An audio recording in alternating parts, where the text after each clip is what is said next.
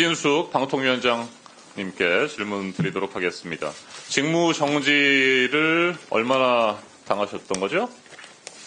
174일 직무정지 상태였습니다. 업무 복귀를 언제 하셨습니까? 1월 23일 했습니다. 네. 1월 23일 복귀하자마자 12.3 계엄과 관련해서 내란 우두머리 윤석열이라고 하는 언론의 표현에 대해서 문제를 제기한 바 있죠? 예. 네. 혐의라는 것을 넣어야 된다. 지금도 그렇게 생각하십니까? 지금도 그렇게 생각합니다. 왜 그렇습니까? 내란이라는 것은 지금 법적 절차를 밟고 있고 내란이 입증된 것이 아니라고 생각하니까 12.3 계엄이 맞다고 생각합니다. 네, 이미 검찰의 기소 내용에도 포함되어 있고, 네, 헌법재판소에서 다뤄지고 있는 내용 모두에서 내란 우두머리라고 하는 표현이 계속해서 나오는데 여전히 윤석열에 대한 옹호를 하고 있는 겁니다. 자, 그리고 MBC에 대해서는 이게 공영방송 맞느냐라고 하는 표현으로 표적 심사를 예고하는 듯한 압박성 발언을 했는데 이것도 어떻게 생각하십니까? 어떤 부분에 대한 표적심사 말씀입니까? 표적심사라는 것은 있을 수도 없고. 이게 공영방송 맞느냐라고 하는 표현을 쓰셨잖아요. 네. 자, 그런 표현들 때문에 이진숙 방송통신위원장이 윤석열의 내란과 극우 폭동 또 그다음에 윤석열의 방송 통제와 탄압에 대해서 여전히 옹호하고 같은 인식을 드러내고 있다라고 하는 비판을 받고 있는 겁니다.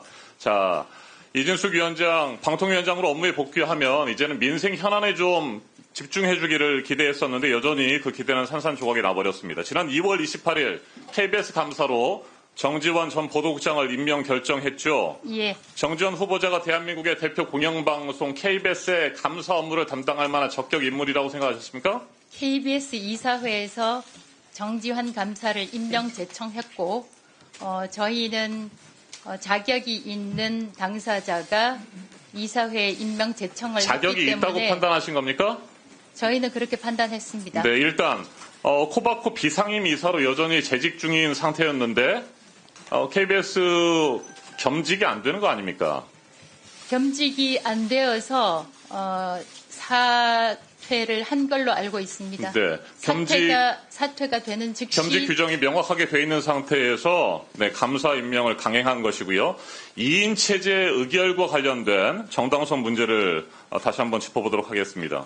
KBS 이사회 임명 제청을 거쳤다고 하는데 헌법재판소의 탄핵 기각 결정과 관련해서 본인은 2인 체제 위법성에 대해서 면죄부를 받았다고 생각하십니까, 여전히?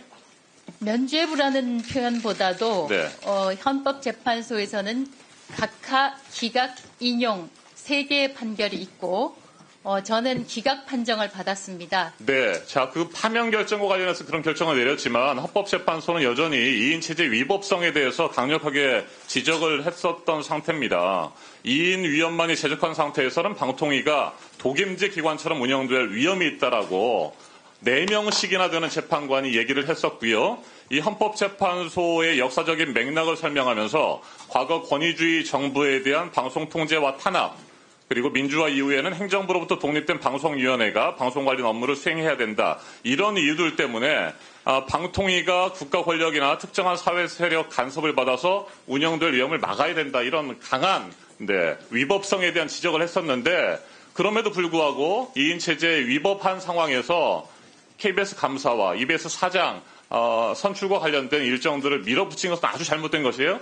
이런 지적에도 불구하고 550일 넘게 국회에서 3인의 방송통신위원회 상임위원을 추천하지 않은 것에 대해서 다시 한번 3명에 대해서 추천해 주실 것을 요청합니다. 네, 그럼요. 만약에 5명이 있는 상태에서 됐습니다. 2명만 했다면 제가 문제가 있겠지만 2명밖에 없는 상황이었고 2명으로 상임위원회를 열 수가 있게 돼 있습니다. 네, 윤석열 정권에서 계속해서 선별적인 임명, 선별적인 인사 처리를 해왔기 때문에 그걸 지금도 우리는 믿을 수가 없는 것입니다. 기형적인 2인 체제에서 독임제 기관처럼 운영되고 있고 이 부분에 대해서는 헌법재판소뿐만 아니라 행정법원에서도 끊임없이 위법성 문제를 제기했던 겁니다.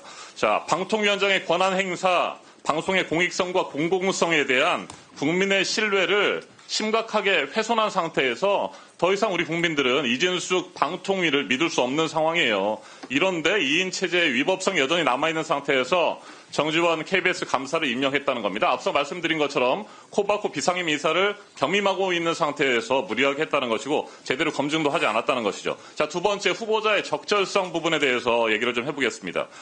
정지원 후보자, 정지원 감사, 2015년 고대영 사장 체제 첫 보도국장, 박근혜 국정농단 사태 당시에 일선 기자들의 취재 요구를 묵살하고 보도를 가로막은 인물입니다.